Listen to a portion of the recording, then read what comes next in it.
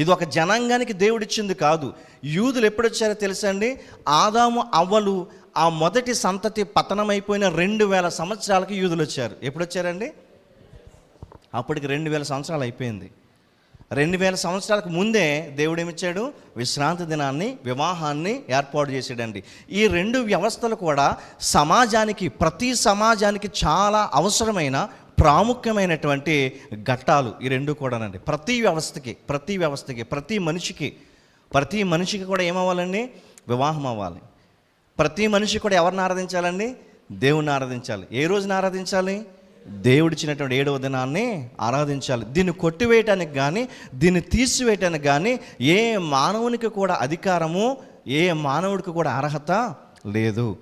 యేసు ప్రభువారు మరలా చెప్తున్నానండి, పాపము లేని ప్రపంచములో ఆదాము అవ్వలకి మొట్టమొదటిగా దేవుడిచ్చినటువంటి బహుమానం ఏంటంటే విశ్రాంతి దినం. అలాగే వివాహం కూడానండి. మరి ఈ రోజున విశ్రాంతి దినము యూదులకి మాత్రమే అని చెప్పేటండి క్రైస్తవులు. వివాహం కూడా యూదులకే, మనం వివాహం చేసుకోవద్దని చెప్పారనికి ఏమంటారండి వీళ్ళని? ఖచ్చితంగా వ్యతిరేకతలు వస్తాయి. కాబట్టి ఏది అవసరమో దాన్ని పెడుతున్నారు. వీళ్ళకి ఏది నచ్చలేదో దాన్ని ఏం చేస్తున్నారండి? తీసివేస్తారు. అనుకూలత, దాన్ని ఏమంటారండి? అనుకూలత. నాకు అనుకూలంగా నడిచేటువంటి సిద్ధాంతాల ప్రకారం